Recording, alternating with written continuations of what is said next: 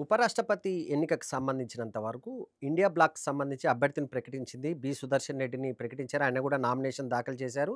ఎన్‌డీఏకి సంబంధించి ఇప్పటికే రాధాకృష్ణన్ కూడా నామినేషన్ దాఖలు చేశారు. ఎన్నికలు అనివార్యం కాబోతున్నాయి. సెప్టెంబర్ 9న ఎన్నికలు జరుగుతది. అదే రోజు సాయంత్రం ఫలితాలు కూడా వస్తాయి. కానీ ఈ ఈ మధ్య కాలంలో జరిగిన ఒక పరిణామం కొంత రాజకీయ వర్గాల్లో చర్చకు దారితీస్తుంది. కాంగ్రెస్ పార్టీ ప్రధాన కీలక పాత్ర పోషిస్తున్న ఇండియా బ్లాక్‌కి సంబంధించి అభ్యర్థినైతే ప్రకటించారు గానీ మద్దతు తీసుకునే విషయంలో మాత్రం ఆ పార్టీ అంతగా ఆసక్తి చూపనట్టుగా కొంత విమర్శలొస్తున్నాయి. చాలా వరకు పార్టీల అభ్యర్థులు ప్రకటించినప్పటికీ కొన్ని పార్టీల మద్దతు తీసుకునే ప్రయత్నం చేసేది అది రొటీన్‌గా జరుగుతుంది. ఉదాహరణకు ఎన్‌డీఏకి సంబంధించినంత వరకు బలం ఉంది. ఎన్‌డీఏకు దాదాపు 425కు సంబంధించి సంఖ్య ఉంది. మెజారిటీ 395కి వస్తే సరిపోతుంది. అయినప్పటికీ ఎన్‌డీఏకు మంచి మెజారిటీ ఉన్నప్పటికీ రాజ్‌నాథ్ సింగ్ విపక్ష పార్టీలకు కూడా ఫోన్‌లు చేశారు. ఉదాహరణకు ఏపీకి సంబంధించినంత వరకు వైసీపీ నేత జగన్మోహన్ రెడ్డికి ఫోన్ చేశారు. నిజానికి జగన్మోహన్ రెడ్డి మద్దతు వాళ్ళకి అవసరం లేకుండా జగన్మోహన్ రెడ్డికి ఫోన్ చేసే ప్రయత్నం చేశారు. ఆయన మద్దతు కోరారు. జగన్మోహన్ రెడ్డి కూడా ఎన్‌డీఏకే మద్దతు ఇచ్చిన పరిస్థితి కనిపించింది.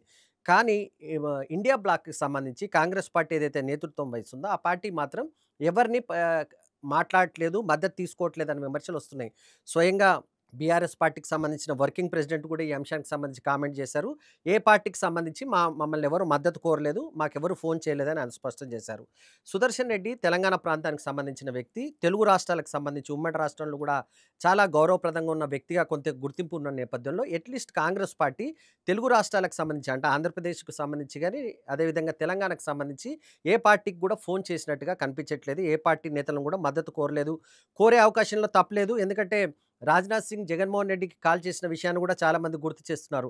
నిజానికి బీజేపీ, జనసేన తెలుగుదేశం పార్టీ కలిసి అక్కడ కూటమి ప్రభుత్వం ఉంది. ఒక రకంగా జగన్మోహన్ రెడ్డి అతనికి వైరపక్షంగానే చూడాల్సి ఉంటుంది. కానీ బీజేపీ మాత్రం ఇక్కడికొచ్చే వరకు ఉపరాష్ట్రపతి ఎన్నికకొచ్చే వరకు జగన్మోహన్ రెడ్డి సహకారాన్ని కూడా తీసుకుంటుంది. కాంగ్రెస్ పార్టీ మాత్రం ఇలాంటి వాళ్ళకెవరికీ ఫోన్ చేయలేదు. బీజు పట్నాయక్‌కి ఫోన్ చేయలేదు. జగన్మోహన్ రెడ్డికి ఫోన్ చేయలేదు. ఇక్కడున్న బీఆర్ఎస్ పార్టీ నేతలకు కూడా ఎవరికీ ఫోన్ చేసిన పరిస్థితి కనిపించట్లేదు. దీనిపైన కొంత విమర్శలు వ్యక్తమవుతున్నాయి. కాంగ్రెస్ పార్టీ కేవలం అభ్యర్థినైతే నిలబెట్టింది. ఓటమి పాలవుతారని తెలిసి కూడా అభ్యర్థిని నిలబెట్టింది. కనీసం ప్రయత్నం చేయట్లేదు. ఓట్లు ఎక్కువగా తెచ్చుకునే అనే అంశానిపైన కూడా కొంత విమర్శలొస్తున్నప్పటికీ కాంగ్రెస్ పార్టీ మాత్రం ఈ ఎన్నికకు సంబంధించి ప్రచారం చేసుకోవాల్సిన అవసరం లేదు. ఎవరైనా ప్రజాస్వామ్యం కోసము కొంత ఆలోచించే వ్యక్తులైతే ఖచ్చితంగా సుదర్శన్ రెడ్డికి మద్దతిస్తారని చెప్పేసి కాంగ్రెస్ పార్టీ వాదిస్తుంది.